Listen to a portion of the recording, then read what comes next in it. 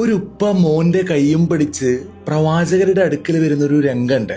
എന്നിട്ട് പറയാണ്, എന്റെ മോൻ മധുരം ധാരാളമായി കഴിക്കുന്ന ഒരാളാണ്, നിങ്ങളൊന്ന് അവനെ ഉപദേശിക്കണം. അപ്പൊ പ്രവാചകർ ആ ഉപ്പാനോട് പറയാണ്, നിങ്ങൾ ഇപ്പൊ പോയിക്കോളേ, എന്നിട്ട് കുറച്ച് കഴിഞ്ഞ് വന്നാ മതിയെന്ന്. അങ്ങനെ ആ ഉപ്പ പോയി കുറച്ചു കാലത്തിന് ശേഷം വീണ്ടും വരുന്നുണ്ട്. അപ്പോഴും പ്രവാചകർ പറയാണ്, നിങ്ങൾ ഇപ്പൊ പോയി പിന്നെ വന്നാ മതിയെന്ന്. അങ്ങനെ 3 പ്രാവശ്യം ആ ഉപ്പാനെ പ്രവാചകർ മടക്കി അയക്കാണ്. അങ്ങനെ കുറച്ച് കാലങ്ങൾക്ക് ശേഷം ആ ഉപ്പ വരുന്ന സമയത്ത് നിബിതങ്ങൾ ആ മോനോട് പറയുന്നുണ്ട്, മോനെ മധുരം കുറച്ച് കുറക്കണം, അതത്ര നല്ലതല്ല. അപ്പൊ ഈ സ്വഹാബാക്കളൊക്കെ ഇങ്ങനെ ചോദിക്കുകയാണ് പ്രവാചകരോട്, അല്ലെ ഇവർ ആദ്യം വന്ന സമയത്ത് തന്നെ നിങ്ങൾക്ക് വേണമെങ്കിൽ ഇത് പറയായിരുന്നല്ലോ, ഇത്രയും വൈകിക്കേണ്ട ആവശ്യമൊന്നും എന്ന്. അപ്പൊ പ്രവാചകർ പറയാണ്, ശരിക്കും ഞാനും ധാരാളമായി മധുരം കഴിക്കുന്ന ഒരാളായിരുന്നു.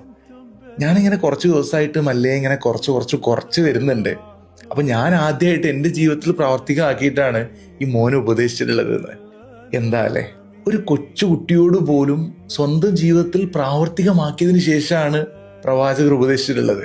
ഖുർആനിൽ പഠിച്ചവനും അങ്ങനെ തന്നെയാണ് പറയുന്നത്, ലിമ തഖൂലൂന മാ ലാ തഫ്അലൂൻ, നിങ്ങൾ ചെയ്യാത്ത കാര്യം എന്തിനാണ് മറ്റുള്ളവരെ ഉപദേശിക്കുന്നത്.